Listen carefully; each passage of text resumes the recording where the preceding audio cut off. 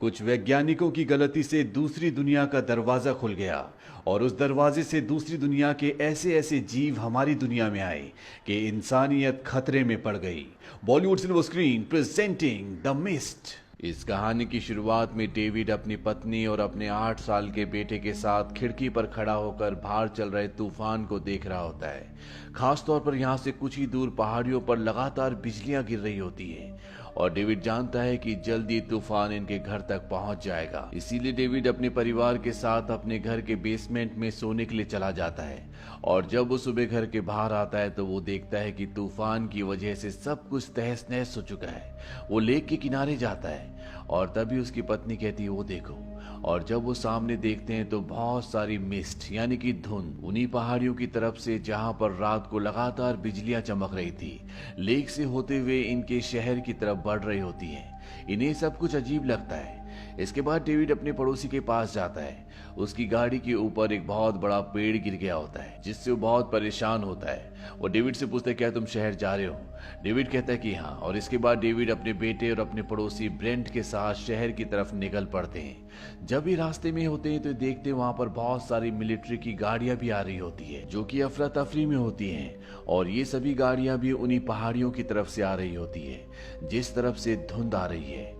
David का पड़ोसी Brent उससे पूछता है क्या तुम्हें पता है कि वहां पर पहाड़ियों में आर्मी वाले क्या करते हैं? डेविड कहता है कि शायद वहां पर आर्मी वालों का कोई रिसर्च बेस है।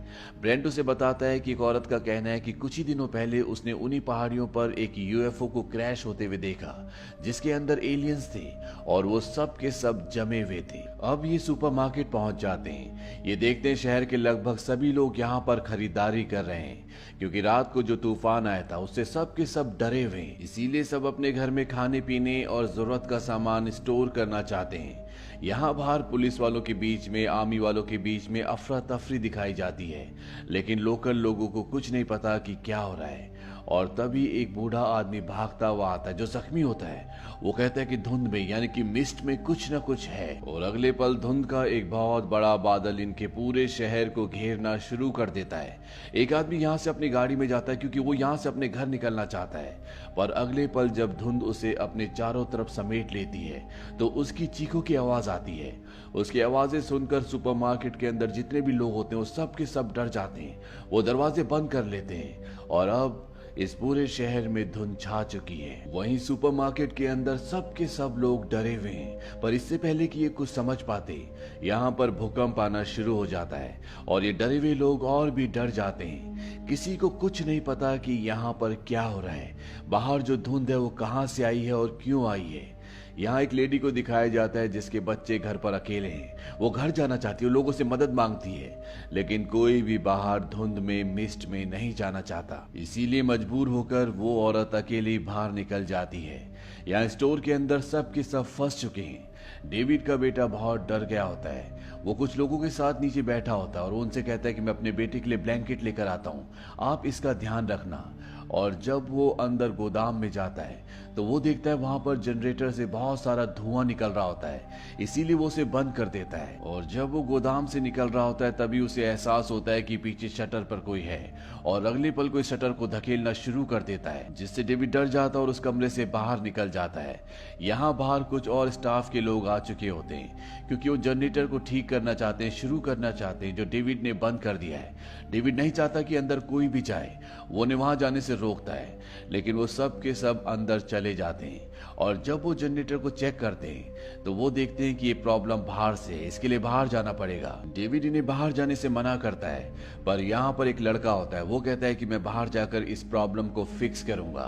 ये शटर खोलने के लिए उसका बटन दबाते हैं और धीरे धीरे शटर ऊपर उठना शुरू हो जाता है। शटर थोड़ा सा ही ऊपर उठता है तो ये देखते हैं कि बाहर बहुत सारी धुंध है और धीरे धीरे वो धुंध, वो कोहरा अंदर आना शुरू हो जाता है। और अगले पल उस धुंध से ऐसा लगता है जैसे किसी ऑक्टोपस के हाथ अंदर आ रहे हैं, और ये हाथ कोई छोटे नहीं होते बल्कि बहुत विशाल होते हैं जो उस लड़के को पकड़ लेते हैं। वो उसे खींचकर बाहर ले जाना चाहते हैं, पर डेविड उस लड़के को पकड़ लेता है। डेविड यहाँ पर बाकी लोगों से मदद भी मांगता है, पर वो सब के सब इतने डरे हुए होते हैं कि कोई भी मदद के लिए आगे नहीं आता। और वो विशालकाय जानवर जिसके सिर्फ हाथ दिख रहे हैं वो उस लड़के को खींचकर बाहर ले जाता है, पर इससे पहले कि वो अपने सभी लिम्स को, सभी हिस्सों को बाहर निकालता, डेविड उसके शरीर के हिस्से को काट देता है। इसके बाद ये सब के सब लोगों के पास आते और उन्हें बताते हैं कि हमने एक टेंटिकल को देखा, यानी कि एक बहुत बड़े ऑक्टोपस टाइप जीव के शरीर के हिस्सों को देखा, पर इन पर कोई भी विश्वास नहीं करता। इसीलिए डेविड और यहाँ के स्टाफ के जो बाकी लोग होते हैं, जिन्होंने उस विशालकाय जीव के हिस्सों को देखा था, वो इन्हीं में से एक आदमी को स्टोर के अंदर ले जाते हैं, जहां पर अभी भी उसके शरीर का वो हिस्सा पड़ा होता है जिसे डेविड ने काट दिया था। और जैसे ये उसे स्टिक से टच करते हैं, उस हिस्से में जान आ जाती है, पर अगले पल वो पिघल जाता और पानी बनकर बहकर बाहर निकल जाता है। और अब वो आदमी यहाँ पर सभी लोगों को, जो डेविड की और यहाँ के स्टाफ की बातों पर यकीन नहीं कर रहे थे, उन्हें कहता है कि यहाँ पर सच में कोई सीरियस प्रॉब्लम है। दरअसल इस सुपरमार्केट चारों तरफ से ग्लास की होती है, इसीलिए इन सब की जान को खतरा है। और ये सुनने के बाद सभी लोग जो भी उनकी बातों पर यकीन करते हैं, वो यहाँ पर सामान से, कांच से बनी हुई खिड़की, दरवाजों और दीवारों को कवर करना शुरू कर देते हैं। डेविड का पड़ोसी जो ब्रेंट होता है, उसे उनकी बातों पर विश्वास नहीं होता, इसीलिए वो कहता है कि मैं यहाँ से बाहर जाऊंगा। उसके साथ कुछ और लोग भी जाने के लिए तैयार हो जाते हैं। डेविड ब्रेंट को कहता है कि अपनी कमर में रस्सी बांध लो, लेकिन वो ऐसा करने से मना कर देता है। पर यहाँ पर एक दूसरा आदमी होता है, वो कहता है कि मैं ऐसा करूंगा। और अब ये सब के सब उस धुंध में, उस कोहरे में बाहर निकल जाते हैं। और अगले पल वो रस्सी जो एक आदमी की कमर से बंधी होती है, जो डेविड ने अंदर पकड़ी हुई है, वो खींचना शुरू हो जाती है। ये बड़ी मुश्किल से उस रस्सी को कंट्रोल करते हैं, और जब ये उसे वापस खींचते हैं तो उस रस्सी के साथ उस आदमी का आधा शरीर ही आता है। और ये देखकर सब के सब बुरी तरह से डर जाते हैं। अब सबको पूरी तरह से यकीन हो चुका है कि डेविड और यहाँ के एम्प्लॉयज जो भी कह रहे थे, वो बिल्कुल सच कह रहे थे।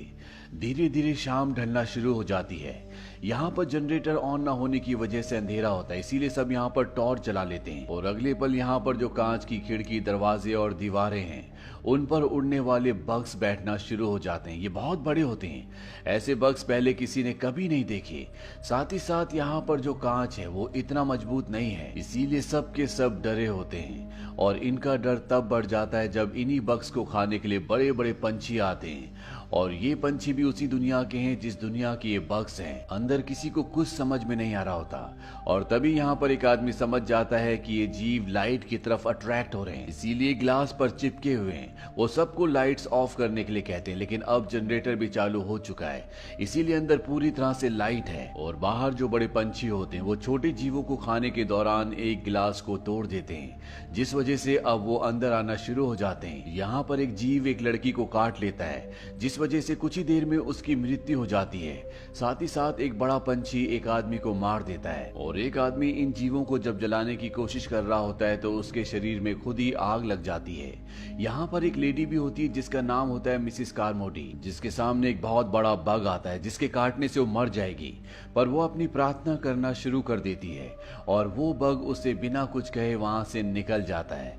ये देखकर सब के सब मिसिस कार्मोडी पर विश्वास करना शुरू कर देते हैं। दरअसल उसका मानना है कि वो गॉड से बातें कर सकती है, वो उनसे जुड़ी हुई है, और पहले भी उसने यहाँ पर लोगों को बहुत सारी बातें बताने की कोशिश की थी, पर किसी ने उस पर विश्वास नहीं किया था। यहाँ पर कई बार वो अपने आप से खुद ब खुद बातें करना भी शुरू कर देती है। वहीं डेविड और यहाँ के कुछ लोग ये तय करते हैं कि वो पास ही में जो मेडिकल स्टोर है वहां से दवाइयां लेकर आएंगे, क्योंकि उन बग्स के काटने से यहाँ पर बहुत सारे लोग दर्द से कर्रारे होते हैं, बहुत सारे लोग जख्मी होते हैं। और डेविड और उसके साथ कुछ लोग मेडिकल स्टोर तक पहुंच जाते हैं। ये वहां से कुछ दवाइयां लेते हैं और तभी ये देखते हैं कि वहां पे एक आर्मी ऑफिसर को मकड़ी ने अपने जाल में बुरी तरह से लपेटा हुआ है। वो ऑफिसर अभी भी जिंदा होता है, पर उसकी हालत देखकर साफ साफ जाहिर होता है कि वो ज्यादा वक्त तक जिंदा नहीं रहेगा। वो इन सबको कहता है इट्स आवर फॉल्ट, यानी कि ये हमारी गलती थी। इसके बाद उसके शरीर से मकड़ियां निकलना शुरू हो जाती है और साथ ही साथ यहाँ पर अब बहुत सारी मकड़ियां आ चुकी है। वो इन सब के ऊपर हमला करना शुरू कर देती है। वो इन्हीं में से एक आदमी के पैर पर अपना जाल फेंक कर खींचती है, जिसमें किसी तरह का एसिड होता है। इस वजह से उसका पैर जलना शुरू हो जाता है। यहाँ पर एक और आदमी के ऊपर मकड़ी अपने मुंह से लिक्विड फेंकती है और उसका मुंह भी जलना शुरू हो जाता है। इनके दो साथी मारे जाते जाते हैं और डेविड और उसके साथ जितने भी लोग बचे होते हैं वो सब के सब दवाइयां लेकर वापस स्टोर में पहुंच जाते हैं, जहां पर सब लोग इनका इंतजार कर रहे होते हैं। यहाँ पर एक सोल्जर भी होता है जिसकी पोस्टिंग वहीं पहाड़ियों पर थी जहां से मिस्ट ये धुंध आई है। और अब डेविड और उसके साथ जो लोग होते हैं वो इस सोल्जर से पूछते हैं कि बताओ ऊपर पहाड़ियों पर क्या चल रहा है, वहाँ किस तरह के एक्सपेरिमेंट चल रहे हैं। हमें तुम्हारे ऑफिसर स्टोर में मिले थे और उन्होंने मरने से पहले कहा था कि ये सब हमारी गलती है। वो सोल्जर बताता है कि जब मेरी पोस्टिंग ऊपर थी तो हमने सुना था कि हमारी दुनिया के चारों तरफ कई सारी दुनिया हैं और उन दुनियाओं में जाने के लिए अलग अलग पोर्टल्स होते हैं और ऐसे एक पोर्टल ऊपर पहाड़ियों पर मिला। शायद ये धुंध और सभी क्रिएचर दूसरी दुनिया से यानी कि उस पोर्टल के रास्ते हमारी दुनिया में आ गए हैं। यहाँ पर जो मिसिस कार्मोडी होती है जिसका ये दावा है कि वो ईश्वर से बात कर सकती है, अब सब लोग उसे मानना शुरू कर देते हैं और वो सोल्जर पर आरोप लगाती है कि तुमने ईश्वर की बनाई दुनिया से छेड़खानी की है, तुमने दूसरी दुनिया का दरवाजा खोल दिया, तुमने कुदरत के नियमों को तोड़ा है और इसकी सजा अब हम सबको मिलेगी। तुम जूडस हो। जूडस वो इंसान था जिसने यीशु को यानी कि जीसस को धोखा दिया था और उसके बाद उन्हें क्रूज पर लटका दिया गया था। कामोडी की सारी बातें सुनने के बाद यहीं पर एक आदमी जिसका नाम जेसप होता है वो बहुत ज्यादा इन्फ्लुएंस्ड हो जाता है। उसे लगता है कि ये सोल्जर पापी है, इसी की वजह से इन सब के ऊपर ये मुसीबत आई है और वो उसे चाकू मार देता है। हालांकि डेविड और कुछ लोग उसे ऐसा करने से मना भी करते हैं पर ज्यादातर लोग उसी की तरफ होते हैं। इसीलिए चाहकर भी डेविड और कुछ और लोग जो उस सोल्जर की मदद करना चाहते हैं उसकी मदद नहीं कर पाते। और अब कार्मोडी कहती है कि इसे उस जानवर को खिला दो यानी कि इस सोल्जर को बाहर फेंक दो। सभी लोग उसे उठाकर ले जाते हैं और सुपरमार्केट से बाहर छोड़ देते हैं। वो सोल्जर उन सब से रिक्वेस्ट करता है कि मुझे अंदर आने दो, लेकिन उसकी बात कोई भी नहीं सुनता और अगले पल उसके पीछे एक बहुत बड़ा दैत्यनुमा जीव आता है जो उसे खींच लेता है, यानी कि उस सोल्जर की अब मृत्यु हो चुकी है। ये सब की सब किसी तरह से रात वहीं पर गुजारते हैं पर अगली सुबह डेविड और उसके कुछ साथी ये तय करते हैं कि वो स्टोर से सुपरमार्केट से निकल जाएंगे और जब वो यहाँ से निकलने की कोशिश कर रहे होते हैं तभी मिसेस कार्मोडी उन्हें रोक लेती है। वो कहती है यहाँ से कोई भी बाहर नहीं जा सकता। डेविड उसे कहता है कि हमें जाने दो, हमारे रास्ते में मत आओ, लेकिन वो उसकी बात नहीं सुनती और यहाँ पर उसके जितने भी फॉलोअर्स होते हैं जो उस पर अंधा विश्वास करते हैं वो उन्हें कहते कि हमें एक और बलि देनी होगी और इस बार बलि होगी बच्चे की, यानी कि डेविड के बच्चे को अब वो बाहर फेंकना चाहती है जैसे एक दिन पहले सोल्जर को फेंका गया था। पर डेविड और उसके साथी यहाँ पर उन लोगों को रोकते हैं और तभी यहाँ पर एक आदमी जो कि डेविड का साथी होता है वो गोली चलाता और मिसेस कार्मोडी को मार देता है। वो जानता है कि अगर उसे नहीं मारा गया बिना किसी वजह के कई मासूमों की जान चली जाएगी। अब डेविड और उसके सभी साथी यहाँ से बाहर निकल जाते हैं। चारों तरफ मिस्ट यानी कि धुंध है और ये किसी भी तरह से डेविड की गाड़ी तक पहुंचना चाहते हैं पर इससे पहले कि ये गाड़ी तक पहुंचते इनके सामने एक बहुत बड़ा दैत्यनुमा जीव आता है जो ओली को उठा लेता है और उसको मार देता है। साथ ही साथ यहाँ पर मकड़ियां भी आ जाती जो इनमें से दो को मार देती है। पर अब ये बाकी लोग गाड़ी के अंदर पहुंच चुके हैं, इसीलिए गाड़ी स्टार्ट करके डेविड यहाँ से अपने घर की तरफ बढ़ना शुरू करता है। चारों तरफ धुंध होती है। मकड़ियों ने और इन अजीब जीवों ने पूरे शहर को अपने कब्जे में ले लिया है। जगह जगह लोगों की डेड बॉडीज है। डेविड अपने घर को देखता है जो पूरी तरह से तबाह हो चुका है और उसकी पत्नी की भी मृत्यु हो चुकी है। इस बात से डेविड को बहुत दुख होता है। डेविड आगे बढ़ जाता है और तभी यहाँ पर एक दैत्यनुमा जीव इनकी गाड़ी के सामने से गुजरता है और उसके हर एक कदम के साथ धरती हिल जाती है। यानी कि कहानी की शुरुआत में जो भूकंप आया था वो कोई भूकंप नहीं था बल्कि वो इसी तरह के विशाल जीवों के पैरों की थर्राहट थी। डेविड गाड़ी यहाँ से लेकर और आगे बढ़ता है और कुछ ही दूर जाने के बाद उसकी गाड़ी की गैस खत्म हो जाती है। यानी कि ये सब के सब गाड़ी में यहाँ बीच सड़क पर फंस चुके हैं और कुछ ही देर में वो जीव इन्हें यहाँ पर खत्म कर देंगे। डेविड के पास गन होती है जिसके अंदर 4 गोलियां हैं और ये कुल मिलाकर 5 लोग हैं। ये सब तय करते हैं कि ये अपनी जान दे देंगे क्योंकि ये उन जानवरों का खाना नहीं बनना चाहते। डेविड एक एक करके 4 गोलियां चलाता और सबको मार देता है और खुद गाड़ी से बाहर आ जाता है और उन जानवरों को ललकारता है। अगले पल उसके सामने एक बहुत बड़ा टैंक आ जाता है जिसमें आर्मी ऑफिसर्स होते हैं, यानी कि आर्मी यहाँ पर पहुंच चुकी है, जो मकड़ियों के जालों को जला रही होती है, साथ ही साथ दूसरी दुनिया के जीवों को मार भी रही होती है। यहाँ पर आर्मी ने स्टोर से सभी सर्वाइवर्स को बचा लिया होता है, साथ ही साथ उनके साथ वो लेडी भी होती है जो स्टोर से सबसे पहले अपने बच्चों को बचाने के लिए निकल गई थी। उसने अपने बच्चों को बचा लिया होता है और डेविड यहाँ पर कुछ समझ नहीं पाता है कि उसने क्या किया। उसके दिल और दिमाग में सिर्फ दर्द और पश्चाताप है। अगर वो कुछ देर और रुक जाता तो इन सब की जान बच जाती। डेविड ने अपने बेटे को, पत्नी को, सबको खो दिया। वो दर्द से कर्रा उठता है क्योंकि उसके पास अब इसके अलावा कोई भी रास्ता नहीं है। इसी के साथ ये कहानी यहीं पर खत्म हो जाती है। हालांकि इस कहानी का जो क्लाइमेक्स है वो बहुत दुखद है, लेकिन कहीं ना कहीं ये क्लाइमेक्स हमें ये सिखाता है कि हमें हमेशा पेशेंस रखना चाहिए। जिंदगी की हर एक सिचुएशन से आखिरी दम तक लड़ना चाहिए, कभी भी हार नहीं माननी चाहिए। अगर डेविड और गाड़ी में बैठे लोग कुछ और देर पेशेंस रखते तो उन सब की जान बच जाती। तो ये थी पूरी कहानी फिल्म द मिस्ट की। ये फिल्म ईयर 2007 में रिलीज हुई थी। IMDb पर इसकी रेटिंग है 7.1। इस फिल्म का बजट था $18 मिलियन और बॉक्स ऑफिस पर इसने कमाई की थी $57.3 मिलियन की। उम्मीद करते हैं कि ये कहानी आपको पसंद आई होगी।